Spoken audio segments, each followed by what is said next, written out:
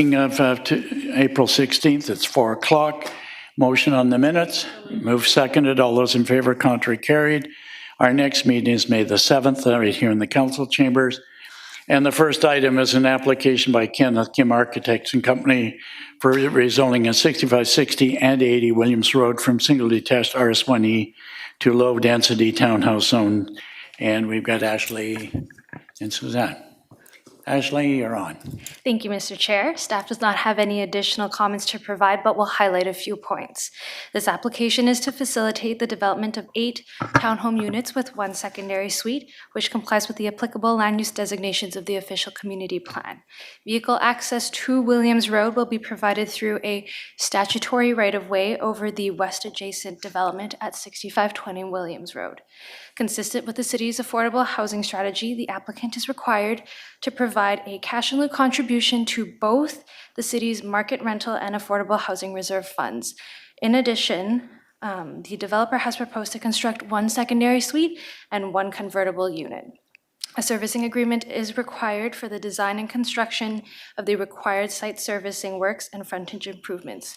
Refinement of the design of this project, including landscaping, will be further reviewed at the development permit stage. I'd be happy to answer any questions. Okay, are there any questions of the committee? Moved, seconded. Any further discussion? Anybody online? Nobody? Councilor Wolf, it's on the floor. The motion's on the floor. Oh, thank you for entertaining my comment and question. When I went through the proposal and looking at the map on the tree retention, I'm quite impressed. And I want to say congratulations to the architect and designer so far to put in 8 townhouses and being able to secure 13 of 16 on-site trees. And then when asked to follow the tree protection bylaw and replant 2 for 1, for the 6 that are required, they're actually planning to make room for 11. So in all regards, I'm very pleased with that aspect of this development, and I wish others would learn from it. Thank you. Your comments are passed on. Any further discussion? All those in favor? Contrary? Carried. Thanks very much. The next item is a heritage alteration permit of Steveston Village Conservation Grant Program, the application for 3711 and 3731 Chatham Street. And the recommendation is, first of all, that the permit be issued and additional grant request of $100,000 be approved under the Steveston Village Heritage Conservation Grant to assist in the proposed exterior conservation of the identified heritage building at same address and be dispersed according to the policy 5900. And Minnie and Suzanne again. Anything to add? Nothing to add to the report, but I would like to provide a brief summary. Okay, thank you. The staff report before you is regarding the Heritage Alteration Permit application and Steveston Village Heritage Conservation Grant application for the heritage building known as the Steveston Methodist Church. The subject building is one of the 17 protected heritage buildings within the Steveston Village Heritage Conservation Area, and it is one of the oldest surviving church buildings in Richmond, located on its original location. The building was originally constructed in 1894 for First Nations cannery workers, and the church hall was added in 1927. The current owner, the Richmond Hospital Healthcare Auxiliary, has been operating the thrift shop in the building since 2008 and purchased the property in 2017 and has been working towards restoration of the building in phases. The first phase of the conservation project was constructing a new foundation, which was approved by council in 2018, and a grant in the amount of $150,000 was provided through the Steveston Village Heritage Conservation Grant Program at that time. The current application is for the second phase of the conservation project, and the accompanying grant application is to request an additional $100,000 to partially cover the cost of the proposed conservation work.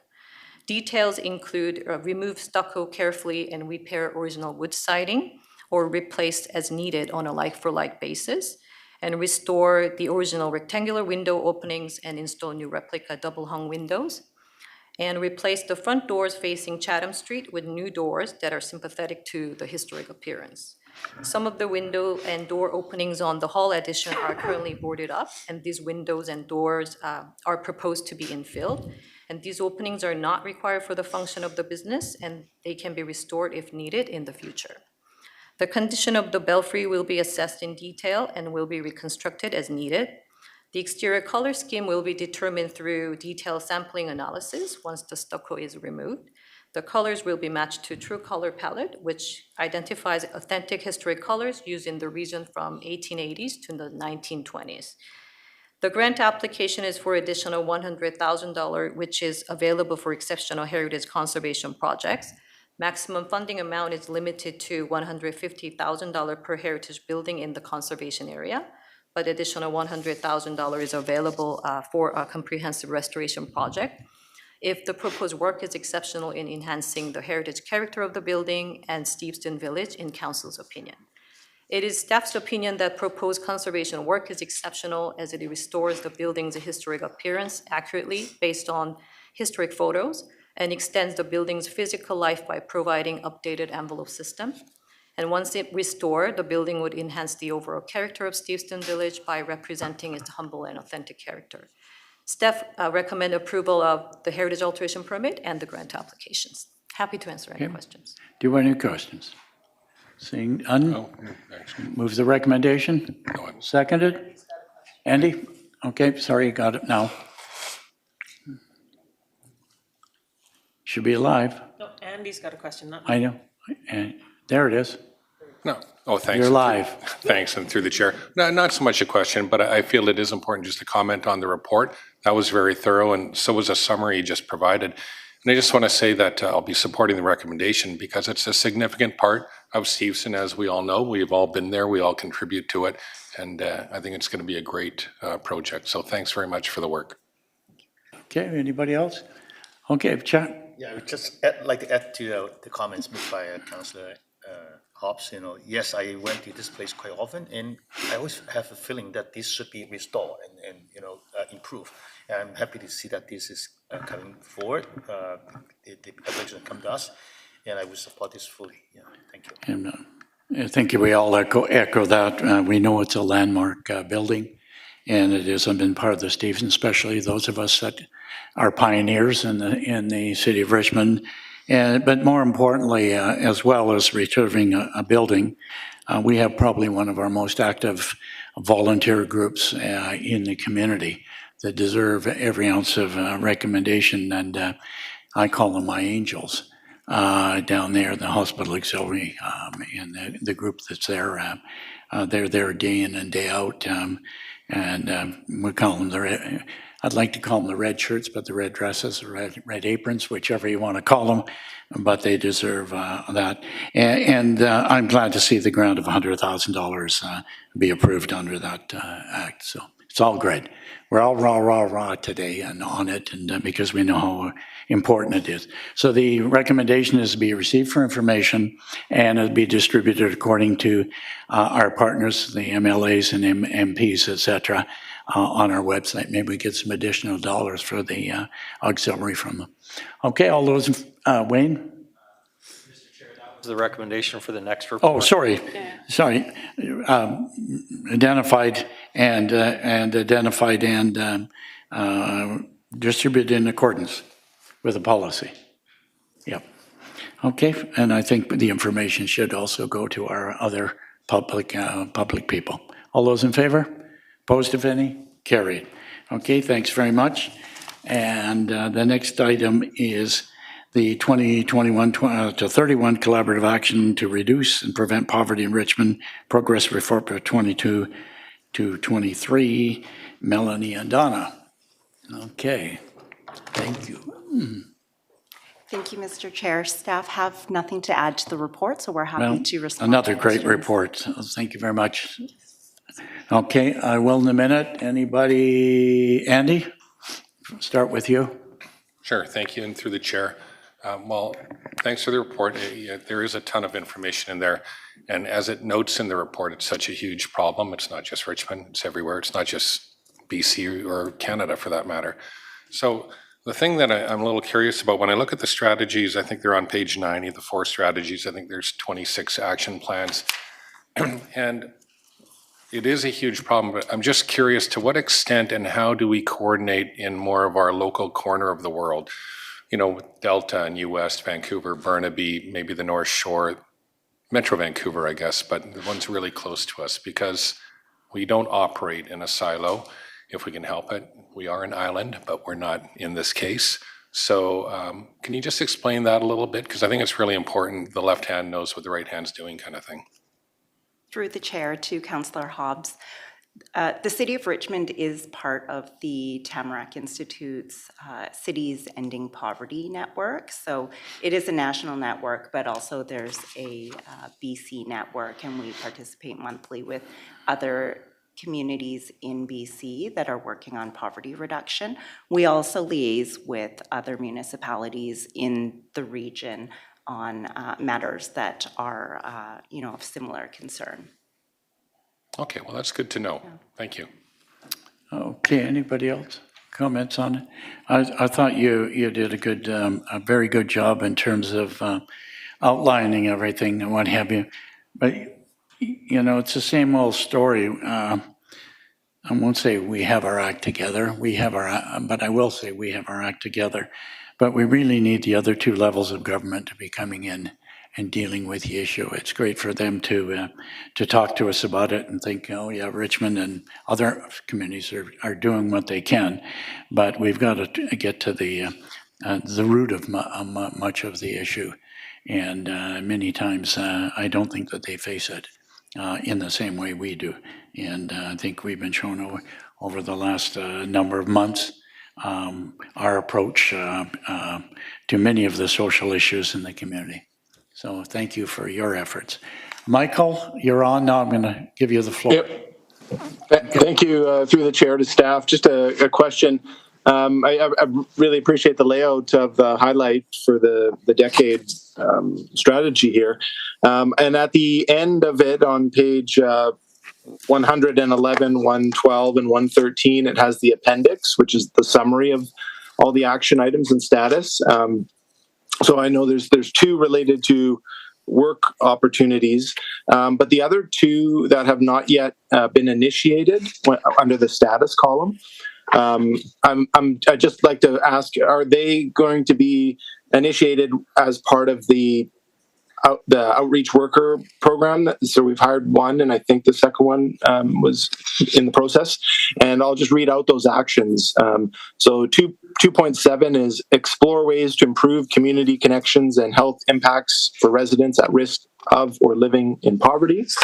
And then the other one that's not initiated yet, also medium term, is 3.3, identify new opportunities to share poverty-related information and best practices among the city, community service organizations, and key stakeholders.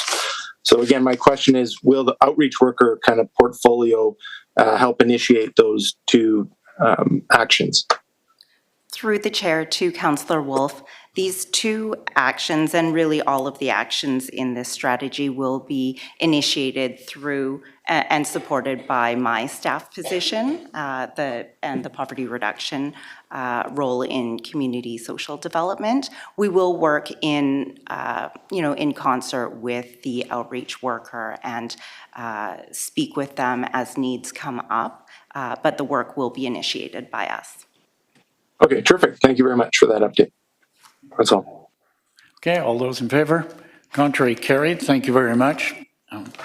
Okay, that's all good. And now we have a manager's report. Who is Mr. Cooper?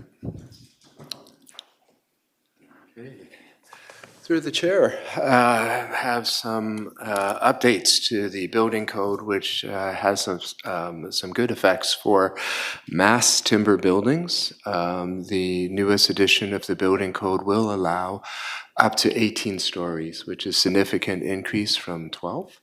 The level of encapsulation will be lowered, so more of the wood and the vibrancy of the material could be viewed, and significantly, other uses such as assembly uses will also be allowed in mass timber And the last part, I think industry was looking for was that changes to the fire code will allow a mass timber building to go up without having it being covered as it is going up with drywall. So I think it's a little bit of good news from the building code. Can I just, questions? Oh, okay. I'll relinquish as chair to Andy first, and then I'll ask my question. You're on. Okay, thanks. And through the chair, that's interesting. 18 stories is huge. So where is there one locally that we could look at that's even like 13 or 14 stories? Is there one that we could have a peek at? Oh, sure. The poster child has always been the UBC residence. That's 18 stories. Okay. And I think not locally, but our American brothers and sisters have taken this to heart in a big way. Milwaukee, Wisconsin, they've gone up 27 stories. Wow. Yeah. Field trip. Just two other questions quickly. How do the costs compare with mass timber? Because I know people assume it's less expensive, but it's pretty expensive still. Yeah. So to your, I guess, traditional concrete. And the other part of the question would be greenhouse gas wise. And I know I'm asking to ballpark, but what's the impact on that?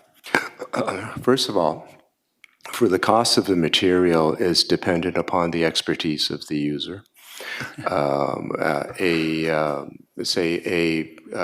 Production or a constructor such as Adira that uses mass timber on a regular basis, they've developed a process that, because of the speed of erection and the way that you can minimize other trades in the work, they are indicating a cost savings of 20%. Less than concrete.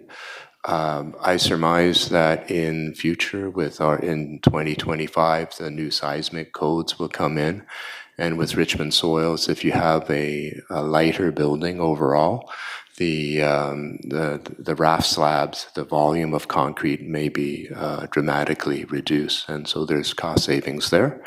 In terms of carbon sequestration, timber is the best material because what it does is that the tree sequesters carbon dioxide from the air, and before you can let it burn up in a wildfire or decay and produce all sorts of methane, you cut it down and then you use it, and it's sequestered inside a building forever and ever. So in terms of if that piece of timber is harvested from a regulated forest, that is, it's managed, and Canada has the highest percentage of managed forests in the world, and there's replanting. In terms of a green material, nothing beats wood. Yeah, it's renewable, right? So thank you. Andy actually asked two of my questions. Just a quick question you mentioned is 20% less in terms of cost. Why are our local developers not going that route? Are there some restrictions on the other with that? What about the efficiency and the time to build it? Concrete has to settle, it's going to take this, this, and this. Maybe is this quicker? Yeah. To answer, Mr. Chair, you're absolutely on point. Not every constructor has taken Mass Timber 101. It is an acquired skill. Okay. So it's not only how you build on site, is how you schedule it, is how when the truck comes in on site, all the pieces of timber has to be placed in the order that the crane operator knows that that piece is followed by that piece, followed by that piece. So a lot of pre-planning and a lot of very, very learned kind of pre-planning is required to make it work. If you were to ask a quantity surveyor which one is more expensive, the survey will come out, yes, the material itself is more expensive. However, the way you use it and the way you construct with it, the time savings that you have with it and the elimination of a couple of different trades such as rebar people and some of the concrete trades actually gives you savings there. So it requires a specialized force, a new workforce, if you wish, in it. Okay. Are there any questions? Others? It's a good topic. Alexa? Thanks. Good. Through you to staff. Thank you for this. Does our staff have the capacity to deal with these changes and to be able to move an application through on a reasonable length of time if somebody comes forward with such a thing? Through the chair to Councillor Liu, we treat it as any other structural system. I mean, so when the structural engineer designs under mass timber, there are code sections that we'll refer to. I think my cohort in RFR, Jim and I, we've talked about that. We think that is an eminently safe product. We don't have any problems with that. So it should not be. It should not take any more review process than any other material. Thank you. Okay, great. Well, great. Thank you for that report. It's very encouraging. I appreciate it. Anything else from manager's report? Okay, move adjournment. We're adjourned and we do have an in camera.